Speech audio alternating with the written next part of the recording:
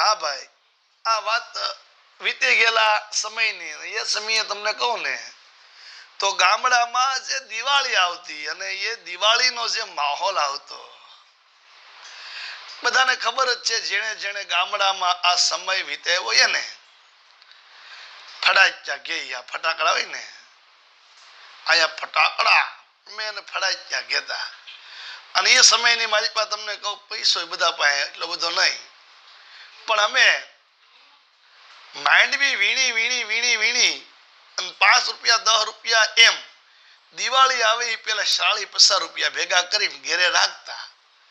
દિવાળી આવે એટલે અમે 30-40 રૂપિયાના ફટાક્યા લઈ. અમે કેટલું આવી જતું તમે જુઓ. એક રોકેટ લઈ, એક ઓલી ભોંય ચકલી લઈ આમ ફરતી હોય, એક બે લવિંગિયાના પેકેટ લઈ, એકાદ દાડમ લઈ, એક બે હુતળી બોમ્બ લઈએ, એક બે ફૂલખણી લઈએ.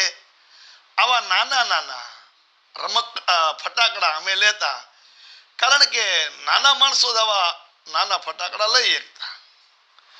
પછી 2-3 ભાઈબંધુ 4-5 કે શેરીના બધા હોય ફોડતા ને તમને કહો.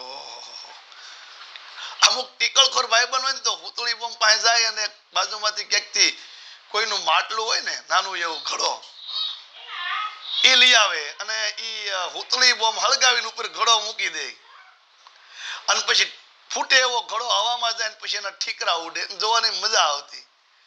તો અમુક ટીખળખોર હોય તો શું કરે, ગામમાં ગાયું ભેવના પોદળા હોય તો એ પોદળામાં ફટાક્યો છે એ મૂકી દે અને ખબર ન પડે એમ ફોડે એટલે ફટાક્યો જેવો ફૂટે એવો પોદળો હવામાં ઉડે અને હવામાં ઉડે એટલે બધાના કપડા બગડે, પણ તો કોઈ બાંધતા નહીં, કારણ કે એક સહન શક્તિ હતી. હું એમ કહું એ વાત જ ન થાય, એ સમયની વાત જ ન થાય. અત્યારે ભલે ને 5000ના ફટાક્યા લેતા હોય, પણ એ આપણા જે 50 રૂપિયાના ફટાક્યા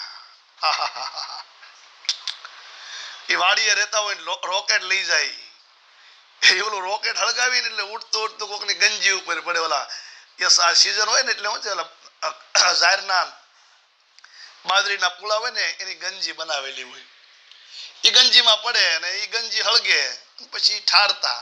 ટૂંકમાં થોડા જેવા તેવા ડક્કા થતા, એટલું બધું નહીં ખાય, છોકરા છે જવા દો. એટલા માટે એ સમયને આપણે યાદ કરીએ ને તો મજા આવે. હવે તો ઠીક બધું એ કોઈને ખબર જ નથી. આપણે જે દિવાળી મનાવી ભાઈ, હવે તો પપ્પા મારે આ લેવું, ફલાણું લેવું, ઢીકણું લેવું. એટલે જરૂર લાગે છે મને કે આપણા સમયના અમુક સંભારણા આપણે સાંભળવા જોઈએ, સંતાનોને સંભાળવા જોઈએ. એટલે આવા વિડીયો બનાવું. શેર કરજો, મજા આવે તો.